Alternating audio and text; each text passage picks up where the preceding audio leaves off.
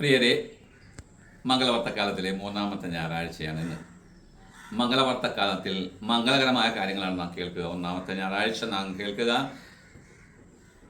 സക്രിയ പുരോഹിതന് Gabriel മാലാഖ പ്രത്യക്ഷപ്പെട്ട് വന്ധ്യയായ പ്രായം കവിഞ്ഞവളായ എലിസബത്തിൽ ഒരു പുത്രൻ ജനിക്കുമെന്ന് അറിയിക്കുകയെന്ന മംഗളവാർത്തയാണ്. രണ്ടാമത്തെ ഞായറാഴ്ച മറിയത്തിൻ്റെ അടുത്ത് ഗബ്രിയേൽ മാലാഖ വന്ന് യേശുവിൻ്റെ ജനനത്തെക്കുറിച്ചുള്ള അറിയിപ്പ് കൊടുക്കുന്ന മംഗളകരമായ വാർത്തയാണ് കേൾക്കുക. ഇന്ന് മൂന്നാമത്തെ ഞായറാഴ്ച യേശുവിന് വഴിയൊരുക്കാൻ വന്ന സ്നാപക യോഹന്നാന്റെ ജനനത്തെക്കുറിച്ചും അവന് പേരിടുന്ന കർമ്മത്തെക്കുറിച്ചുമാണ് നാം കാണുക.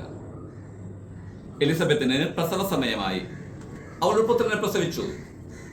അത് കേട്ട് എല്ലാവർക്കും സന്തോഷമായി.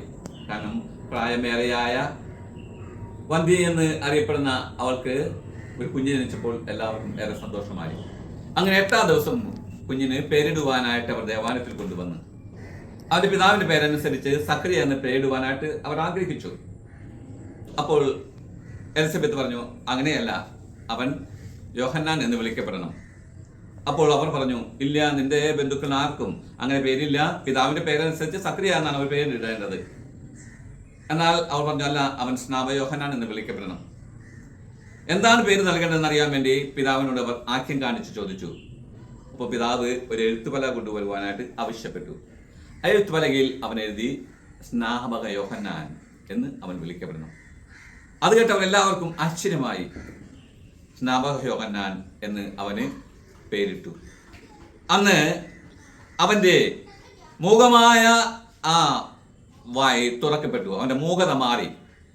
അവൻ്റെ മൂകത സംഭവിച്ചത് ഗബ്രിയേൽ മാലാഖ ഒരു പുത്രനെ വാഗ്ദാനം ചെയ്തപ്പോൾ അതിനെ അവിശ്വസിക്കാൻ സക്രിയ പുരോഹിതൻ ഇടവരുത്തി. അതിനാൽ കുഞ്ഞ് ജനിക്കുന്നവരെ നീ മൂകനായിരിക്കുമെന്ന് അവിടുന്ന് അവനൊരു ചെറിയ ശിക്ഷ കൊടുത്തു. അതുകൊണ്ട് സക്രിയ പുരോഹിതൻ മൂകനായിരുന്നു. എന്നാൽ യോഹന്നാൻ എന്ന പേര് നൽകിയപ്പോൾ മാമോദിസ സ്വീകരിച്ച അവസരത്തിൽ ആ പുരോഹിതന്റെ വായി തുറക്കപ്പെട്ടു. എല്ലാവരും ആശ്ചര്യപ്പെട്ടു.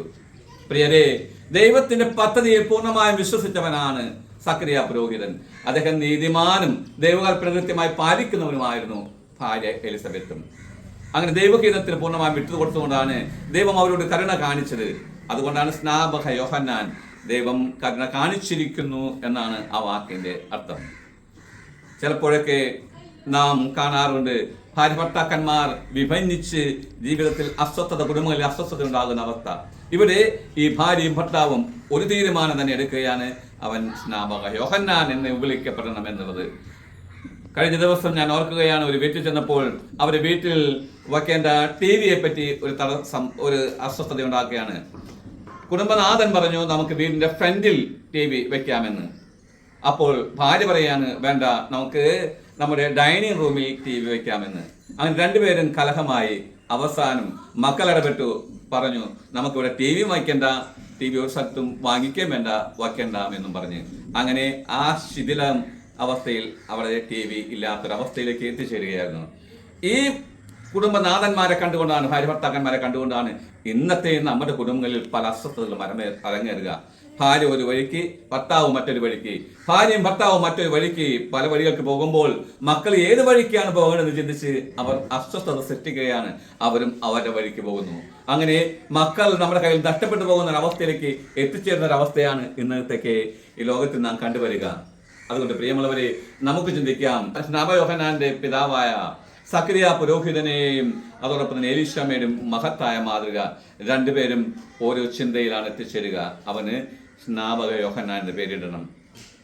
അപ്രകാരം നമുക്ക് സക്രിയ പുരോഹിതനെ പോലെ, എലീശാമയെ പോലെ ഒരു ചിന്താഗതിയിൽ നീങ്ങുന്നവരാകാൻ ശ്രമിക്കാം. വ്യത്യസ്തമായ അഭിപ്രായങ്ങളല്ല, അഭിപ്രായങ്ങൾ സമന്വയിപ്പിച്ചുകൊണ്ട് ഒരു തീരുമാനത്തിലെത്തി മുന്നേറുവാനും അങ്ങനെ ദൈവഹിതം എന്താണെന്ന് മനസ്സിലാക്കിക്കൊണ്ട് ആ ദൈവഹിതം മനസ്സിൽ ജീവിക്കാനും വേണ്ട കൃപയ്ക്ക് വേണ്ടി പ്രാർത്ഥിക്കാം. ദൈവം അപ്പോൾ സക്രിയ പുരോഹിതനോടും എലീശാമയോടും കരുണ കാണിച്ച പോലെ നമ്മുടെ ജീവിതത്തിലും കരുണ കാണിക്കും. സ്നാപക യോഹന്നാൻ എന്ന വാക്കിന്റെ അർത്ഥം ദൈവം കരുണ കാണിക്കുന്നു എന്നുള്ളതാണ്. നമ്മളുടെ ജീവിതത്തിലും ദൈവം കരുണ കാണിക്കാൻ വേണ്ടി ദൈവിക പദ്ധതിയോട് ചേർന്ന് ജീവിക്കാൻ വേണ്ട അനുഗ്രഹത്തിനായി നമുക്ക് പ്രാർത്ഥിക്കാം. യേശു തമ്പുരാൻ നമ്മെല്ലാവരെയും ആശീർവദിക്കട്ടെ, അനുഗ്രഹിക്കട്ടെ. ആമേൻ.